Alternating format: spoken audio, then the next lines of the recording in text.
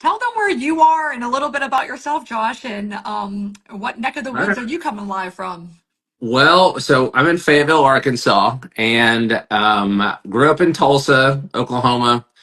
Then kind of went down to Dallas and over to Duke, and then ended up in Fayetteville. And I remember in my fellowship when they asked me, like, where are you going to go from Duke? You know, it's a big academic place.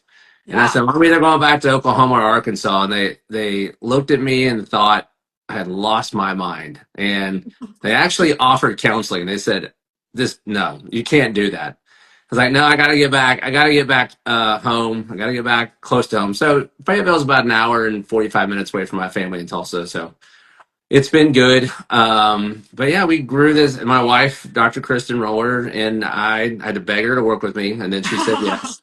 So beg her to marry me, beg her to work with me. And then, we started this practice like 18 years ago. In September, it'll be 18 years, which Wow. I know it does not seem like 18 years. It's gone by so fast. And it's been amazing. And when we first moved here, our big problem was that nobody covered weight loss surgery. Mm. Like nobody covered it. And I remember calling up Kristen and going, first week, like first 2 days, I found out Walmart didn't cover it. Tyson didn't cover it. Nobody covered it. And I said, Kristen, we need to stop unpacking. We're in trouble. Oh, And wow.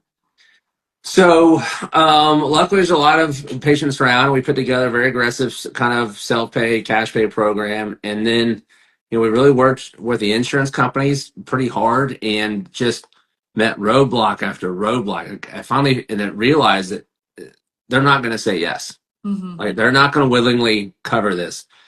So then I was fortunate enough to meet some people in these companies that have lots of employees and they're really good to their employees and they wanted to help them. And so I went that route. I just went straight to the employers and said, this is what you got to do. Not only, is it going to help your employees with the diabetes and high blood pressure, heart disease and cancer, all this stuff, but it's going to save you lots of money too, because you're not going to pay all these medical bills forever. And they fortunately, bought into that, and then it's just kind of grown. So that's kind of how we got on the map. And like today, I pre-opt 6 people. It was Wow. one from New York, one from Louisiana, one from Tennessee, 2 from Missouri, one from Arkansas. Only one from your neck. Wow. Yeah, and it's like and it's and I have 4 other partners that see lots of people. So we've been very very fortunate. It's been great, and you kind of had a similar experience where you kind of left a very known established thing to go to a very competitive market in Florida and start your thing from scratch. So not an easy thing to do.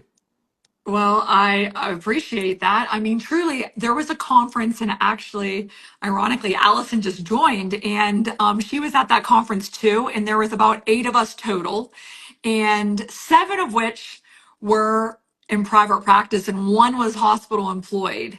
And I truly that was a pivotal moment for me in my career, was listening to everybody talk, and we all had these great ideas, and people were really learning and kind of feeding off of each other. And I realized I didn't have the autonomy to really run with my ideas.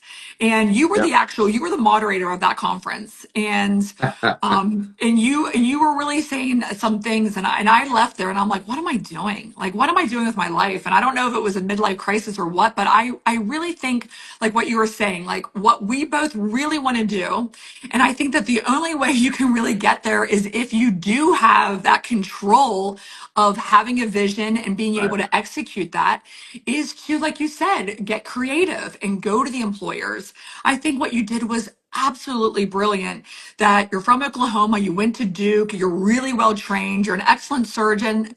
A lot of us are, but what you did was you took it to the next level and recognized that the largest employer in the United States of America wasn't covering weight loss surgery. And when we all talk about improving access to care, I really think that those who do the best job are people like you, who go out there. It's uncomfortable. It's hard to get the right person in the room to have those conversations. But when you do, it really changes the game. And that's why we're doing what we're doing. And hopefully this Yep. conversation is going to be really helpful to a lot of people, where we're going to set a lot of records straight. We're both very opinionated. We're not going to hold anything back on what we think about some of these trends.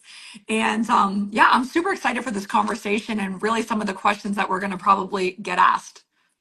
Yeah, me too. And it's one of those things that as long as you keep making decisions that's in the best interest of your patients, you're gonna go the right direction. I mean, every time. And okay, why isn't this covered? How do we get it covered? We know it works. We have all the studies that are there.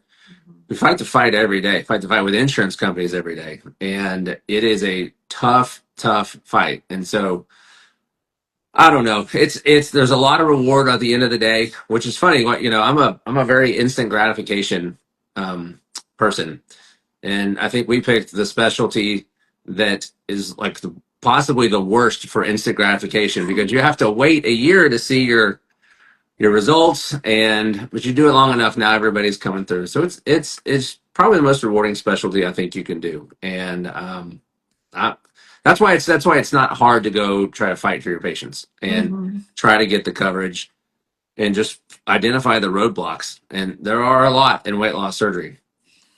Yeah, it's a grind. It's not easy. And you also, I just want to put this out there into the chat. If you guys have questions, comments, thoughts, we would love to see them. We're going to keep this interactive, so we're going to pull you in. We'll call your questions out. We want to hopefully get everything answered today. So we're going to, kind of get started with some of these things. But one of the big things I want to talk about is a surgery center. And a lot of people also, there's a lot of thoughts about doing these procedures in a surgery center safely. Obviously, that's always our top priority.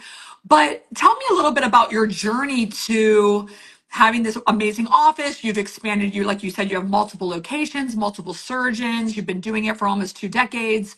So what was kind of the idea of why did you decide to cross that divide and to start the surgery center aspect? So and it actually started with COVID. So when we got shut down and said, okay, you can't operate. When they finally, I think it was like 8 weeks later, they let us back in. But they said the Department of Health here said you can operate, you can do elective surgeries, which we can argue if this is elective or not. But they Right. did classify it as that. But everybody has to go home by 6 p.m. Mm, I thought, oh my gosh, this is going to be. We haven't done this. Everybody goes home the next morning, but hmm. you always worry about the nighttime and the witching hours. I thought, man, we're going to get a lot of phone calls. We got to be ready for this. So we really got prepared because patients were wanting it. Patients were scared to death of COVID. Is a very deadly if you were obese and suffered from Hmm. obesity. So we did it, and then I realized we were getting less calls from patients, and they seemed to be a lot of our out of town patients we would see the next morning before they traveled a couple hours back, and they didn't look the same as they did in the hospital the next morning. Hmm. And we kept trying to figure out like what is the difference, and the difference was they were actually able to sleep Mm, and rest. And you start talking to a patient who got to go home, and you realize they didn't get woken up every hour. hmm. you know 2 in the morning for the staff in the hospital is like our 2 in the afternoon. They're Yeah. awake, they're talking, the lights are on,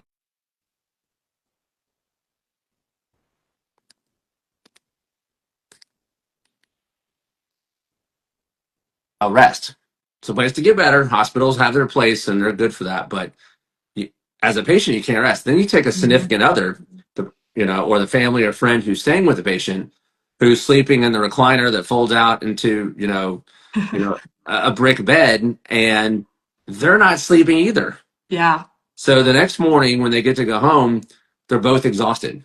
But we're telling them you gotta do your sipping, you gotta do your walking, you gotta do your deep breathing, and they're like, I can't keep my eyes open. You just literally, got up early the next morning and you just sleep deprived me. Hmm. So that was when the light bulb went on that a surgery center or going home is safe. Hmm. Going home works. We proved it then. So we started the planning and went through kind of multiple iterations of it. Got the 10,000 square feet back. That was a sleep lab and something like that from somebody who was renting. And we turned it into 4 ORs and 4 overnight rooms.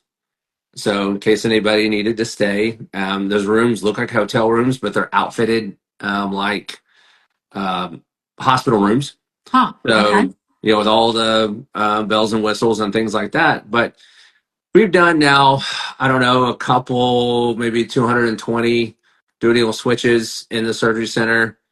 And we had one person stay overnight, and that's it. And went home the Wow. next morning. Everybody else has gone home. They love it. They're happy. We think I personally think sleeping for them is everything for recovery. Yes. You're they're not exhausted, and so they can do what we're asking them to do. Which when when you follow the rules and you do what we ask, it works really well. But I think we're asking patients back and that haven't slept to do things that they weren't physically able to do. So I think it's been great. I think it's the wave of the future. I think Mm. I mean, back when you were training and I was training, I mean, we kept people when I was a fellow at Duke for 2 nights. Yeah. Oh, yeah. So it seems like it takes a patient though, or patients to push us in the right direction. I remember when I switched from 2 nights to one night, I rounded on a lady the next afternoon. She was like 55, and she says, "I'm going home." And I said, "You're not going home. You're staying another night." And she said, "Doctor, I'm going home. You can bless this or not." And I was like, "Well, man, she looks perfect. Everything's perfect. I'm gonna." Okay, so I said, "You have to call with anything." So I called her the next morning at 7 a.m. and she said, "Doctor, I'm fine. I need you to leave me alone. I will see you in 2 weeks." And it just dawned on me. I was like, "What? So why are we keeping people 2 nights in the hospital?" Yeah. So then that's when I stopped keeping people 2 nights. And so then COVID pushed us into no nights. And it's not, our techniques are so good now, laparoscopically and minimally invasive. Hmm. Pain control is not the issue that it once was years ago. We know so much about preventing blood clots and preventing pneumonias and patients can do this at home. I mean, they can just do it at home. Hmm. So why not recover in a normal type atmosphere? Even for out of town patients, they stay in a hotel that night, and it's still way better and than not getting to sleep. That's what I say. I give them a little cocktail, take your Gas X, your Tylenol, and oxycodone that first night, knock it out, just sleep. And also, I think that, when you're all in alignment with the goals, like if you're a nurse, it's almost like, all right, well, my job is to get them to the next unit. But if this is the case, you got to get them home. You're going to be a little bit more proactive in making sure that you're not giving them those sedating agents and you're getting them moving. And everybody's expectations are set that you're leaving. Like there's no safety net. Like you have to go home or, get going to the hotel, like you said, for your out of town. So anyway, I think that I do think that COVID, same for me. It really like changed my thinking. It seemed nuts at first. I surveyed all of my patients on our Facebook support group. And I said, how many of you who've already had surgery think that you could go home same day? And I got a couple hundred responses. And 100% of them said, no, there's no way I could do it. Right. So I was like, can't do it. But then you realize they can because it's all about expectations. It's about really refining what you're educating them with and making sure that they can communicate with you as well. And I Yeah. think when you get those pieces in place, it's you've proven it, I've proven it that you can definitely safely do this. And when it comes to costs, that's another big thing. Like you said, you've always kind of had this competitive self-pay package, which is why you really draw people from all over the country and Yeah. world Yeah. to your center, which is beautiful. But I think the other big thing is in cost is in the way that you do the technique. You said, we're getting efficient, we're getting really good at it. And I think a lot of people, there's a lot of kind of conversation around the way in which you do it. So a lot of people know you just said laparoscopic, and there's also robotic techniques. And, Right. obviously I know kind of how you think about this, but I just really want to set the record straight out there for patients. What do you think about the differences, especially as it pertains to improving this access or availability of care to all those who need it? So, I mean, the first thing is that a surgery center is going to be less cost to the patient. So, just take gallbladder surgery. If you Mhm. have it in a hospital, it costs more. The insurance is, the allowables are higher. Your patient's going to get charged more by the hospital. The doctor gets the same whether it's a surgery center or a hospital. So nothing changes there. It's the hospital gets more. So if you have in a surgery center, it's going to be more affordable just from the insurance standpoint. Now, most robots are in the hospital, Mm-hmm. and that's because they usually cost like $2 million. Yeah. Now, I think the robotic technique and laparoscopic technique are really the exact same thing. Mm-hmm. Small incisions, they're all minimally invasive. Um, and if somebody's more comfortable using the robot, then fine. I just, I think we're more efficient and better laparoscopically. I can tell you that our incisions are smaller Mm-hmm. laparoscopically than the robot incisions. And I can tell you the surgeries are faster, Mm-hmm. which means less time under anesthesia, less nausea, and a faster recovery. Mm-hmm. Um, so, and you can do these in the surgery center. And to my knowledge, there's very few robots in a surgery center. And so, as these insurance companies and everybody's pushing towards value-based care and decreasing costs, you can do it in the surgery center, but you can't do it with, you generally speaking, a robot in there. Now, there's lots of other robots that are coming onto the market, Mm-hmm. and I think they're going to get better priced down the road. And they have their spot. I don't think, I think doing a robotic prostatectomy, I think that's the perfect instrument for having your prostate out. That's how I would want mine done. Mm-hmm. Um, Very small, in the pelvis, small area, sewing. But for kind of what we're doing in bariatric surgery, I think it's the equivalent of taking a bazooka to an anthill. Yeah. It's overkill. So all of my partners, even the ones that kind of robotically trained, we've transitioned to laparoscopic because it makes it more affordable for the patient, and the results are the exact same. Mm-hmm. And I think it's all just comes down to the surgeon Mm-hmm. and what they're capable of doing. So, but that's why it's just in our hands where we do it really well. And we use the robot for other procedures Mm-hmm. in general surgery where it's necessary. Younger people tend to like it. I can't even believe I'm going to call myself old, but, When did this happen? I just turned 50, so I'm Oh, there. wow. But it's not the future in healthcare, in surgery, is going to be about making things more affordable, which Mm-hmm. makes it more accessible. And obesity is a disease that affects 2/3 of the country, so we have to make it better and easier for patients to get to it. Mm-hmm. Yeah, and I know we both agree we're obviously bariatric surgeons, but we feel as though bariatric surgery is the best. So I really want to dive into one of the hottest, spiciest topics that we're going to be chatting about today. And that is, and I want everybody to go into this comments and really tell us your thoughts about what do you think? Weight loss medications, all the hype. What is the deal with the hype versus surgery? And do meds have their place? Where do they have their place? Is it just surgery? Is it not? Like how do you decide for a patient? We get this question all the time. Yeah, it's a good question. There's a lot of hype, and everybody's always searching for maybe what they think is a cheaper or faster or safer way of losing weight. And I get Hmm. that. That's human nature. But our goal in surgery is to get people off of medicines and not to condemn them to a medicine for the rest of their life. And when you start a GLP-1, you have to continue it forever. The Hmm. moment you stop it, the weight's coming back. Maybe there's an exception here or two, but not really. I Hmm. mean, almost everybody regains their weight. If I stop my high blood pressure medicine, my high blood pressure is going to come back.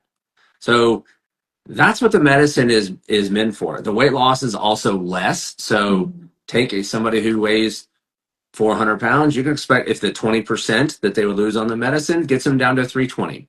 Hmm. Is 320 better than 400? Yes. Is it good? No, it's not good. So our goal in surgery is to get it really good. We want you to lose all the weight. And even more importantly, we want you to keep it off. Hmm. I tell my patients all the time, I don't care how much weight you lose at 6 months. I want to know how much you've lost at 6 years. That is our goal. That is why we do it. And a lot of insurances aren't covering it now. So now you're looking at the financial aspect, $1,000 a month, 12 months a year. Let's say you're 30 years old and you got to be on it for 34 years. You're looking at like $480,000. You could buy a really nice house with that. Yeah. Or you could have surgery like 25 times. Yeah. So, and that's the thing. Surgery is a tool that lasts forever. So that's kind of been our new push is, one outpatient surgery Mm-hmm. or 52 shots a year forever. And that Mm. is where we want. So I like the medicines in people who need to lose 20 to 30 pounds, maybe a little bit more, but it's, you just have to have and this is what I don't think doctors are having this conversation with them that No. you have to take this forever. If you don't Mm-hmm. take this forever, the weight's going to come back. And people don't realize the financial obligations that they are signing up for or the side effect profile. It's Mm-hmm. very real. We see it all the time. I've seen many, many people who've had emergency surgery from it. Mm. Um, stomach's not working, the nausea vomiting continues forever. And now we've seen them enough that almost all of our patients that come in have tried them. And it's either it didn't work, it cost too much, they worked, but I had to get off of it because of side effects, and now the weight's back. My insurance stopped covering it. There's so many things. And so if we want to try to get you off of the medicines, then weight loss surgery is the way to go. If you are interested in taking your medicine forever, then you should try the medicine. But that's not what we really preach in weight loss surgery. Mm-hmm. We're getting a lot in the chat about this, a lot of good perspective. And, I just want to comment on some of it. So first off, Jessica, she's somebody that we recently had on our podcast. I know you have a podcast as well, and we try to bring on patients as guests in the different parts of the journey. So she's at the most magical part. She just had her 1 year follow-up. She is in the honeymoon. She's feeling it. She actually just had, she's very outward with this. She's Beyond Loose Skin on Instagram, and she just had body contouring. She looks incredible. But when she was on our podcast, she writes here in the chat, surgery's permanent, medications are conditional.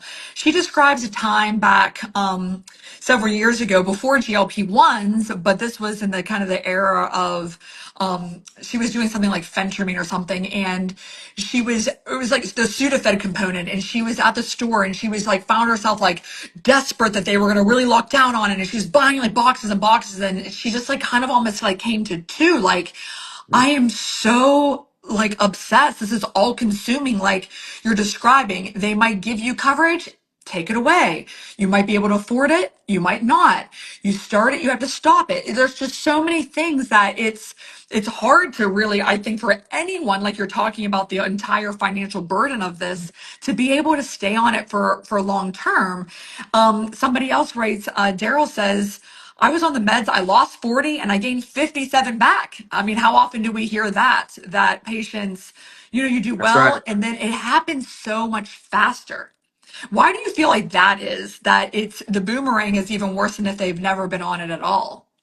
Well, I think you've blocked the hormones, right? And you stopped them, and then all of a sudden you release the floodgates. Mm-hmm. And I think they're even hungrier, and I think metabolism is even slower. I think everything that was being stopped, and that would be the one thing I would say is like, if you start really getting after hormones in our body and start blocking things, and Mm-hmm. two of them or three of them, our bodies are remarkable. They're gonna adapt, and Mm-hmm. they're gonna figure a way around it at some point. And I would just caution everybody. Fen-Phen was a great weight loss drug back in the day. Yeah. And then it wasn't until everybody started having their, open heart surgery that it got pulled from the market. So I'm not saying that these medicines are like that. I'm just saying you just have to go in with an open mind and know, like, I just think doctors need to do a better job of disclosing to their patients, this is forever. There are side effects. It does cost a lot if your insurance doesn't cover it. Um, and if you stop it, it's coming back. And so there's a lot of stuff you see on Instagram and social media about microdosing and Mm-hmm. all of this. I don't know. I think it's garbly group. I mean, there's no one knows how to come off of it. Yeah. There's no consensus about how to do it, and I just think if you stop it, it's you're in trouble. You're going to gain the weight back. So especially in our patients, the Hmm. BMI of 35 and higher, we need to lose Yes. 60, Yes. 70 or more pounds overweight, then surgery is absolutely the way to go. And there is a question about doing the meds after the surgery. And I just tell people, we get this a lot in our support group. Yeah. I, I'd rather you come back in and work with our team and our dietitians to figure out, okay, if you haven't lost the weight you wanted to, or you're starting to put some back on, you still have the tool in place. So let's figure out what's not going right. Hmm. And a lot of times people don't want to come back in, but when you're open and honest and you meet with the dietitians, let's say, and they can identify in a food journal like, oh, you're doing this, and the patient goes, oh my gosh, we're not supposed to do that. Like maybe they forgot, maybe they didn't know, and Hmm. it's an easy fix. So I don't necessarily rush to putting people on the medicines afterwards, but when we talk about it, we have the same speech. If we do this, it's forever. There's not a great way of coming off. And so, as somebody says lifestyle change, whether it's surgery, whether it's well, here's what I would say. Another big difference with the medicines, the muscle loss and the bone loss is very, very real. Um, and there are now some studies out there that said up to 40% of the weight loss is muscle and bone. And you've probably seen all the stuff where it says you just need to be sure you eat all your protein so that doesn't happen. The problem is the medicines keep you from wanting to eat. So surgery doesn't keep you from wanting to eat. Surgery makes you feel full faster. Hmm. And there's a huge difference between like, okay, I get full after 4 ounces of chicken versus I don't ever even, and I'm talking, beyond the first couple of weeks. Not sometimes people aren't hungry right after weight loss surgery, but Yeah. down the road between looking at the chicken going, I don't want that. I don't want that. I don't want anything. And so what do we call it in medicine when somebody just doesn't eat? Mm. Anorexia. Hmm. So is it chemically induced now? I mean, I don't know. I Mm. just like the fact that you can get your protein in with surgery. You need to focus on it, get it in first, and then you can go, all right, I'm full, I'm going to stop eating. So it reduces how much you eat, so you don't get as many calories in, then you don't absorb as many of the calories. So it works by multiple mechanisms, but not just by keeping you from eating. I think that's the wrong approach to weight loss. Hmm. Oh yeah.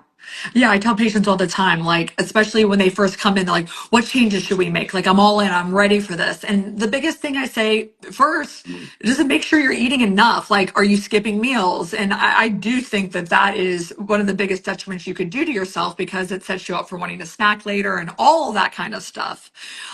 I do think that you're right. I think when it comes to a patient who qualifies based on, these somewhat arbitrary BMI guidelines, we could talk about that all day too. But when it Yeah, comes to somebody who does qualify for bariatric surgery and does have that excess weight to lose, I mean, to me, it's like, oh gosh, stop prolonging the inevitable. I do think a lot of people do yeah, feel like you hear this all the time too. Like, I just want to make sure I tried my hardest. Like, if that's the miracle thing out there, well, I just want to make sure I just gave it every single ounce that I yeah, could, yeah, including that. And so sometimes, like, I get it mentally, like, no matter what we say about here's the evidence, here's what's best for you. You want to try it, you'll do it. And I do think that there's no shame whatsoever in saying, like some people writing in the chat, like the miracle drug didn't work for me. Like that wasn't maybe my reason why I'm overweight. It's not my GLP-1 or it's not, I've right, already was eating too little, like you said. So, I think that's the key thing is that your program, I can tell our program, we're not going to meet you with shame. We want to help you. We right, want to help to evaluate and educate and make sure that you're doing these things, according to our guidelines. For the most part, you slip, you don't slide, and we are here to help you. But I do think that, like you said, the properly kind of counseled patient, especially people are asking about follow-up post-op patients. I do think that if there is a stall or even weight gain after bariatric surgery, the medications can be quite helpful in that population. Yeah.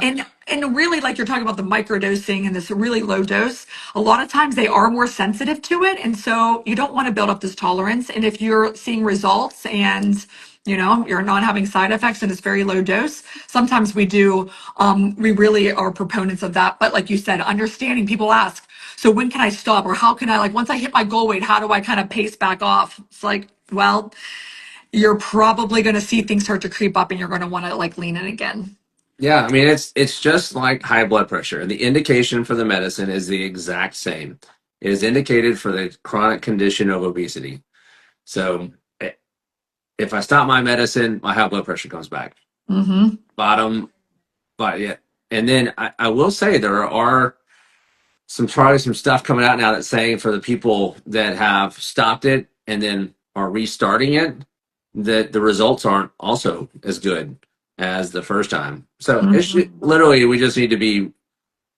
I think the doctor population needs to start being much more transparent about how Yeah. these things really work, and um, it's just one of those things, and that's how we feel about it. I think it's going to come around where we see everybody has tried it, and like, okay, now I want I do something too. different. I think that's starting to happen. Like I'm starting to see, it's like, woo, our, numbers kind of go Right. down and then you're starting to see people like, you know what, I tried it. And for all the reasons we just described, it's not happening. There is another question in the chat, interestingly, about the pre-op patients. Someone that's like, yes, I'm truly engaged to have bariatric surgery. And let's say they have on the higher end of BMI. Let's say their BMI is 60, 70, 80. They're 4, 5, 6, 700 pounds. I'm curious what you do. Do you ever start a medication before surgery or do you do it through dietary counseling alone? Mostly, I mean, we'll start operating at 650 and lower. 650, I think, is the biggest one or the highest weight I have done. We have some probably coming up. So I guess it depends. I mean, if somebody's 800 pounds and you're asking them to lose 150 pounds, it just doesn't seem like that's going to work. And so, although we've had guys, patients that have just nailed it, knocked out 60 pounds in I two know. months, and you're like, Yep.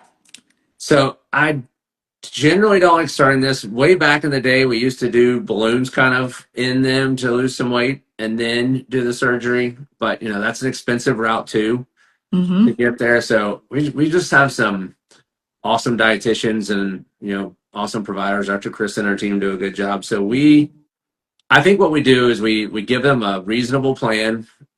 We generally do like 2 protein shakes and a reasonable dinner, and tell them we got to get this weight off to try to get you down there, and Mm-hmm. then work with our team and the tools. And if they're motivated, you can see them do it in the short term. Mm-hmm. We know that if that's all, and so that's something you'll have come up, right? Oh my gosh, I lost 60 pounds. What if I just kept doing this forever? Mm-hmm. Well, Yes. your body will catch up to you and it won't work forever. And you got Yeah. there by doing a liquid diet. Yeah. So just like the medicines, if you stop your liquid diet, the weight's going to come back. So that's the perfect time. Be motivated for those 2 to 3 months. Get that weight off, and then we operate. We do Mm-hmm. think it's safer. It kind of depends on body habitus too, like how you're shaped. And so on, like, we've done BMIs in the 90s, Mm-hmm. but most of their weight was lower in the Yep. legs and not in the abdomen. So you can do that easier. And sometimes males with a BMI of 40 can be super hard. Totally. So we work, it's all individual. So we haven't necessarily gone there on the pre-op side yet to use the medicines for that reason, but I'm not totally against it. We haven't had to use it yet. Same here. We really don't go there either. And it kind of like when they're in, like you said, they might lose a pound a day. And it's like, all right, here we go. Now somebody else asked us an interesting one, and I really want to get edgy with this one. They said, what about this new endoscopic sleeve gastroplasty? I What knew about I the knew you ESG? I knew you saw that one. I did. I was like, oh, thank you. All right. Well, what do you think about it? I mean, I think it's the biggest scam in weight loss right now. I agree. It I is agree. an absolute scam. And I'll tell you, the flashy commercials, the cartoons, the animations, on paper, it seems great. I mean, it's, Yep. no incisions, it's minimally invasive. We go in and we can just whip a couple stitches and you're going to do great. You're going to lose weight. I promise. I promise. Look at all these incredible results. Now, I have had people who, this always like makes me a little emotional when you think about how hard, first off, it's not just this, but how hard people have tried and they've paid their hard-earned money and they've saved up and they Yep. get funding or whatever. Like, you know how it is sometimes where it's like, oh, my parents loaned me money, or I've been putting this away, I've been financing this. And you really put your trust in this thing because it's Mhm. always self-pay. It's not recognized to be effective by the insurance companies. And so for that, you're spending 10 plus $1,000 typically on this flashy, minimally invasive procedure. And then they don't have results because to me, it's essentially a placebo. And then they come back to you, and then their spouse or their friend or whoever kind of supported them the first time is now like skeptical, like, are you sure you want to Right. do something else? Yep. And that, am I going to help you with this? And that's heartbreaking for someone to sit there like doing this walk of shame, like Yeah. they're the problem. When in reality, that it was not as advertised. And truly, when I get in there surgically, and I can't wait to hear, I'm sure you've revised some of these. You get in there and it is truly crickets. There is nothing in the abdomen that even gives you any kind of indication that there was this procedure. You scope them, I don't see anything, nothing. Or like a rogue Yeah. stitch over on the greater curve. Like, what's that doing there? Yeah. So I've seen a couple things with this. Number one, I agree with you. It does not work. It has been applied to other um, procedures, like for reflux surgery, where it didn't really work, where you get in there and there's nothing there. So they've tried this before over and over again. And I think it's a lot like the lap band, where it Mm-hmm. just isn't a good surgery. And so just because you failed one thing does not mean you're doomed forever. It means that maybe you just didn't get the right surgery. And Yeah. so now you got this endoscopic sleeve gastrectomy. And we have had, so like you said, I've gone in there and there's like no evidence that anything's been done. Yeah. But the worst one I saw was a lady. We've had multiple patients that have done it multiple times, Oh. so more than once. Oh, wow. Coming from some major, uh, like major medical centers where it was Yeah. done, like people centers that everybody would know. And on a couple of them, I got in there, and it was so deformed and messed up that I really couldn't do much to the stomach because the it was like just crazy looking. Mm. So I couldn't even. I don't know if it's because it's done twice. I don't know if it's done bad. It was not the way though the videos and the drawings suggest it should be. So it was. So I ended up just doing a dual switch and doing the other part, but I couldn't do much to the sleeve because it was like really narrow there in the middle and then wide. It was a mess. And Mm-hmm. I, there it's not a good procedure. We don't offer that, and it's not something we would recommend to patients. Mm-hmm. But they, Yeah. just like with the, I don't know, you may be too young, but with the lab band, they used to market it as I know. safer, reversible, no stapling of your stomach, all of these things. But at the end of the day, 51% of patients have to have their bands removed because of complications 12 years later. So in my mind, it ended up kind of being the most unsafe, but it Mm-hmm. was marketable because it was a device. And so anytime a band went in, somebody made money. Mm-hmm. I just, I've not seen the results. Most of what I've seen is just like you. It looks like nothing's been done. And then the patient thinks they failed Mm-hmm. Mm-hmm. and they haven't. It wasn't a good procedure. So Yeah. I it is mean, hard. It is it sad. it is sad. It is heartbreaking. Um, and that takes me to, almost this feeling of desperation. I mean, people come a lot. They want you to give them hope. They want to believe you. They want to believe that this will work this time. And that's the thing that, like, gosh, somebody gave their trust to this and you don't, you're like, but I swear, trust me and like, trust you. Like, I swear we are honest and we are leading you in the Right. right direction. And that kind of takes me to medical tourism. And I know, you've dealt with this a lot. People just, again, want something that they can afford and go for it. What are your thoughts about, going across the border and having these procedures done? I know why people do it. I mean, it costs, you know, $6,000 or $7,000 versus 16 or 17 or 18 here. But there's a reason why Mm-hmm. it costs so little. And it, like in my office, if I have a whole army of people that deal with insurance, and we have 5 dietitians, and we have all these medical assistants and nurses and nurse practitioners and physician assistants to take care of the patients in the long term. Mm-hmm. And we know that long term follow up is better for patients. We know that. I mean, there's no argument there. So if all you're doing is the surgery and never seeing the doctor again, so if you and I did that, we wouldn't need 2/3 of our staff. Mm-hmm. Yeah. So there's more to the surgery than just getting this. So that's how we used to do it in the United States 20, 30 years ago. Right. 30 years ago, I should say now. Because they treated it like having gastric bypass or surgery was like having your gallbladder out. You would do it, say, check your incisions 2 weeks later, and go, okay, you're fine. Good luck. Mm-hmm. It didn't work. Like patients didn't have the knowledge or the know-how to make their tool work. So that's what they're doing down there.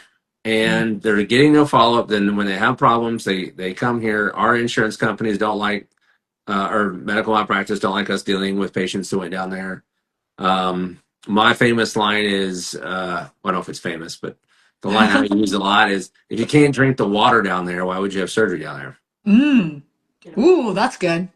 What about a blood transfusion? And they'll tell you how it's safe and this and that. But I mean, we've seen some things, and things like that can also happen in the U.S. But the fact of the matter is, we're accredited centers are Yeah. regulated, and it's safer. But there's a reason why it costs more here. You know what you're getting for the most part Oh, if yeah. you find a reputable surgeon and accredited center. So I, and they're going to do the quickest, fastest, easiest surgery too, with the Mm-hmm. most profit margin. Yeah. Follow up, I would say the most reason, like we can do in the United States, even if somebody comes from New York, we'll still do their follow up care by telephone for the next year. So yes, it's further away than Mexico is for me, but we're still going to take care of that patient, forever. And I don't think that happens when people go elsewhere, out of the country. I mean, I think no doubt about it. I think, like you said, they'll pick a procedure that 9 times out of 10, it seems at this point, it's always the sleeve, or even more than that. And I Yeah. do have theories that they'll do a sleeve and they'll do it really, really big because they kind of want you just to get back on that plane and get the hell out of there and honestly just be able to drink your water. Like, okay, I feel pretty good. No one wants to be dry thieving. No one would come down. So they make Right. it bigger. They don't properly dissect it. And then, all right, you got through the early couple days, but then you don't have you don't have restriction. It's not the best surgery for you. There's a whole host of issues that can happen with that, I think, as well. And I think another big thing about just starting, my own surgery center and with what you've seen, yes, I always knew about like sterile processing and that there's, clearly the sequence of events on how to get your instruments sterilized and all, like you said, the mandates and inspections, and Right. you know what you're getting with it. But what I think I knew it, but I didn't think I realized that you have to build like 700 policies and procedures about exactly how you're going to do every little nuanced thing. And one of my patients came back and they said, man, I saw them take a hose, a little garden hose, and spray down an OR table and then just wipe it off. And it's like, all right, you're up. And it was just like, well, I guess I'm in already. And it was just like a frightening thing. So anyway, just thinking about the checks and balances we need to do versus that, like, you don't know what you're going to get. Yeah, I mean, there's a lot of things I would change about how things are done here in the United States, but I'd rather have it over too much bureaucracy than not any. And Yeah. I just for the sake of just having somebody you can pick up the phone and talk to and call, that's why I like people staying here and around. Or if I have a patient from Florida and they're having an issue, there's plenty of surgeons in Florida. If someone from Yeah. Florida had issue, my patient was one of your patients is up here in Arkansas, you can handle that. But it's just it's a bad situation when something goes wrong Hmm. down there. There's no recourse for the patient, in my opinion. Yeah. No, you're right. I think that the acute follow-up and then the long-term follow-up. And I know that you guys do a lot of things with your program.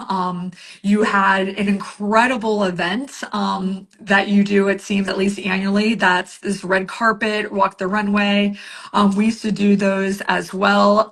Fun and amazing. Tell me Yeah. a little bit more about the roller weight loss community and just some of the things that you guys do for your patients, which makes them want to fly down from New York and to have their surgery with you to be part of this family.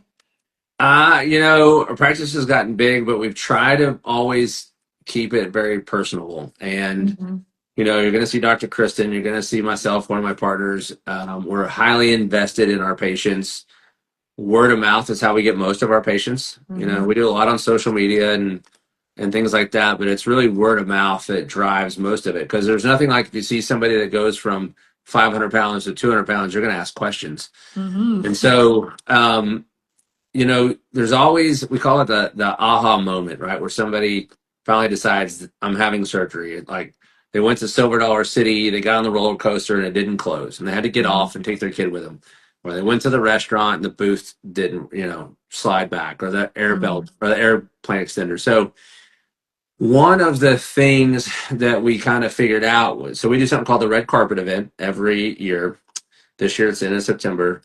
And now it's grown, so we've rented out the Fayetteville Town Center, this big 10,000 square foot area, Wow. big stage and the lights and all the stuff. And then, we raised some good money with that. People buy tickets. We donated, I think, about 12,000 to the Northwest Arkansas Children's Shelter last year. Oh, that's awesome. And but the reason it's a celebration of our patient success. That's number one. And when we first did it, we did it in our office, like in the afternoon, and I was like, "This is no one's going to show up." We're dressed up, and a lot of people showed up and they loved it. And the very next day, they were talking about this has to be bigger. Hmm. But one of the things that came from it was a lot of our patients never went to anything, fancy. They never put on the sparkly dress. They didn't go to prom. They didn't go to homecoming. They didn't go to formals in college, and they missed out on a lot. And that's what at the end of the day, that's what obesity does.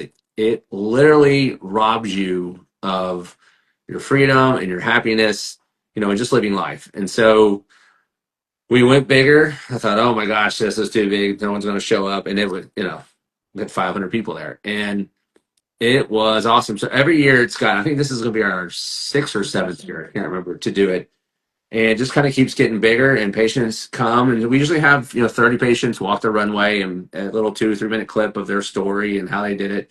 And it's always just really interesting how everybody had their aha moment and how they got to us and to surgery. And the lady today of small town Tennessee, you Hmm. know just I had operated on somebody in her family, and so that's why she drove to Arkansas. So it's a beautiful area. We love it up here. Um, and it's, I think the advantage, like coming to see us versus like going to New Orleans or Chicago or, Yeah. these big places, are a lot of people don't really want to get into these giant metropolises where you don't even know where to go. Right. Everything's so big and confusing. And so, we're pretty big area for Arkansas, but we're not that big, and so it's been fun. But that's kind of the vibe that we try to get at our practice, is that we want patients to feel very, very safe, very comfortable, just like you, I'm sure you have the exercise wide chairs and the heavy tables. Like no one's going to break a chair in our place. No. It's a place you can go and not have to worry about being judged. We're there to get you better. Hmm. That's it. We're just going to get you better. And so, Yeah. however you got there, it doesn't matter. It's where we go from the point you come in. And so, it's awesome. It's a fun thing. I know you know that it's a lot of fun to watch the before and afters.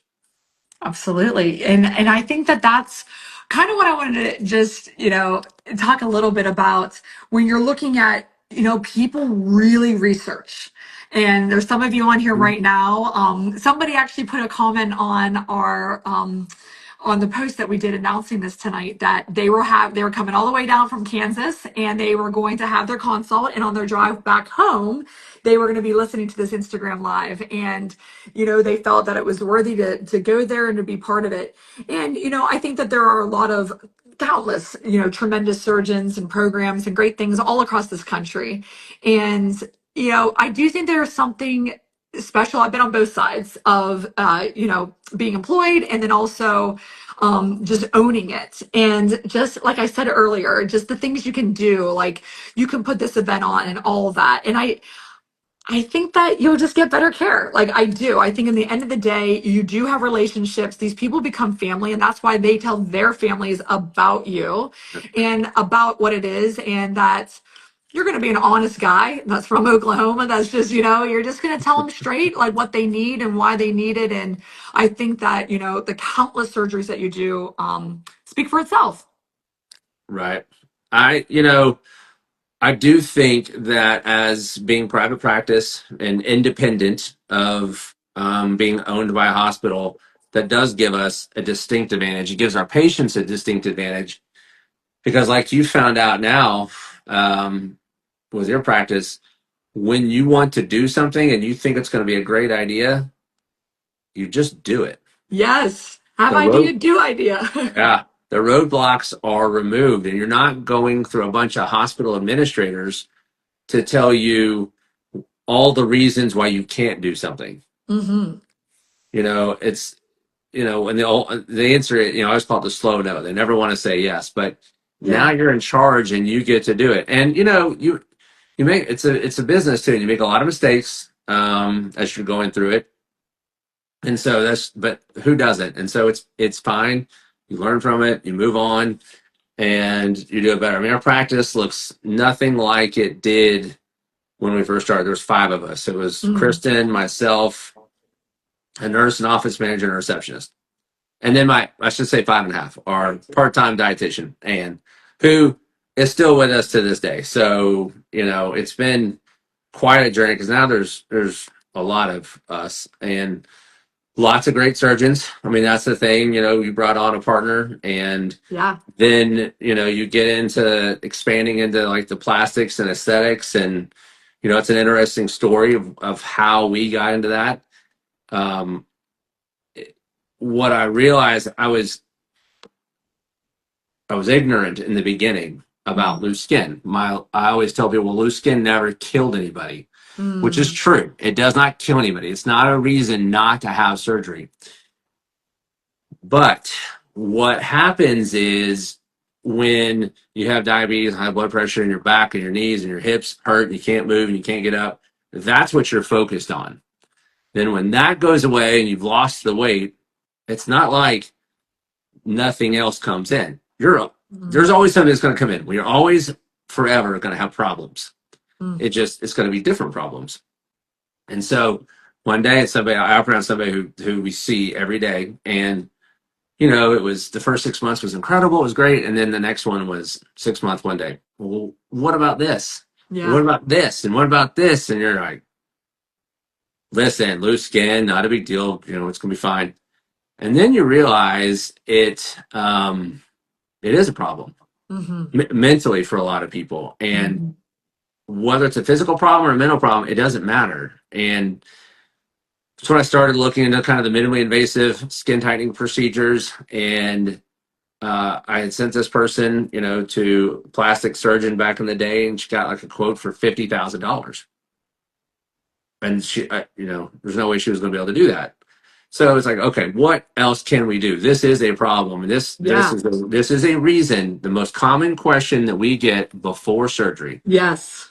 is, what about my loose skin? You don't Yes. even have any yet, but that's the most common. So, you know, where I once kind of ignored it and played it off, now we just address it full on. So we also have a very talented plastic surgeon who can do all these in our surgery center.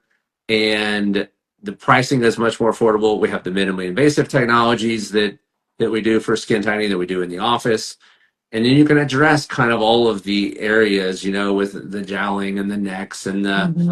Hmm. loose skin on the abdomen and the thighs, this, that, everybody. And that's the rewarding part of it. You're like, okay, you're Yeah. doing great. You got skin. Now it's the fun part. Like, Hmm. and so I tell people not to be afraid of the loose skin. It's something that can happen.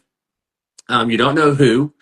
You know, it really depends on your genetics. So the example I kind of use on that one is you got maybe say it's like one woman who's had one baby and has terrible stretch marks. Mm. And you have this woman over here who's had five babies and has zero stretch marks. Yeah. What's the difference? Well, the difference is the genetics and the genetic makeup of what's in their skin, how much collagen, how much elastin. That's the difference. So that's when people go, well, am I going to have loose skin or not? I don't even answer that question anymore Right. because I'm wrong half the time. Yeah. Um, You don't know. So you just like say, we will deal with it when we get there. We got to lose the weight first. We got to get healthy first. And then we can enter the fun part if you have it and if it bothers you. Hmm. Hmm. Right? If it doesn't bother you, you don't need to deal with it. If it bothers you, we deal with it. We have options. And so that's where very early on, I think it was 2018, started our plastics and cosmetic Oh, wow. thing to incorporate. Okay, how do we address these issues? The patients we know we're going to have, we know they're going to experience. We want to be able to take care of them with people who are, know how we like to take care of our patients and our bariatric surgery patients and be the same, and not just, go off somewhere where they're going to get a different kind of experience. So we've kind of brought that Hmm. in house too, and I know you have recently as well. Yeah. No, I think what you're saying is so real. It's not like you run a marathon, but you only do 26 of the 26.2 miles. Like finish it off if that's what you need in one. And I mean the results are amazing. And yeah, everybody's different. I love the med spa aspect. I love Radiance by Roller. If Dr. Kristen is still on, I also really admire her and all the things that she does. And I'm looking at her social and I'm like, oh, okay, still a few things here and there and all the good stuff. But yeah, it's a true comprehensive experience. That's what we all want. A one-stop shop, people you know and trust, and you don't have to look anywhere else. So I think, the big thing is, what's next? What are you going to do next? You build a surgery center, you have all these multidisciplines that are right there under one roof. I mean, what are you going to do? Tell me so I can follow you very closely. I don't know. I haven't come up with it yet. We just got one kid in, finished her first year of college, and we'll probably doing a lot of traveling, watching her play basketball next year. But I don't know what's on the horizon. I mean, I think it's going to be, how do we make surgery even better? Yes. I think with telemedicine starting to get to be a little more accessible with the insurance companies and things like that. Well, I'll tell you this. Probably my next goal is really working with the insurance companies to allow us to do more and more in the surgery center. Mm. Um, because I think right now they're going to be the roadblock to getting a lot of this done. And, once they realize there's plenty of data to show that it's safe, to show it's more affordable Hmm. for the patients, and the outcomes are just as good. I think we'll be in a good spot. So I think we're probably maybe a year away from that. Yeah. But that's what we're working on now. In fact, one of the things that we just did in Arkansas and just got passed as a state law was starting January 1 of 2026. There's mandated employer coverage for weight loss surgery from all employers. Wow. So yeah, so that was a big win for the bariatric surgeons in Arkansas. So I think they've done that in Louisiana, but that was able to get passed this summer. We have an amazing governor, Sarah Sanders, Sarah Huckabee Sanders, and she's been awesome for our state and got that signed into law. Wow. So that's a big deal for the people in Arkansas to know that, Now, it doesn't apply to our exchange plans, but employers have to cover weight loss surgery starting 2026. Wow. Wow. Florida's very, very, very, very far behind. Blue Cross Blue Shield largely excludes it, almost exclusively excludes it. And it's I got a lot of battles to fight here, but that's it. I think you're right. It's just keep on having the conversations, getting more people to realize that this is the most effective tool that exists to lose weight and to keep it off. It's safe. It can be done in a beautiful surgery center with the most amazing experience, with the most incredible skilled team. And you have a lot of fans down here. A lot of people are saying that they love you and your team, and and I think that you guys are awesome too. I love learning from you, and I love our friendship. And let's do it, Josh. Let's keep going and building. And who knows, maybe we'll scale this thing into a franchise together. You never know. You never know. We could build the empire. Let's do it. Well, great. I Fantastic. appreciate the time. We'll do this next time on our page and just keep going and keep so don't if you're out there and you got questions, just message us and so we Hmm. can incorporate into the next one. But this has been fun. I appreciate our friendship as well, and I'm glad I got somebody to fight the fight with me. So Let's it's been do it. good. All Well, thank right. you, everybody. We'll see you guys next time. All right. All Bye. right. Good night.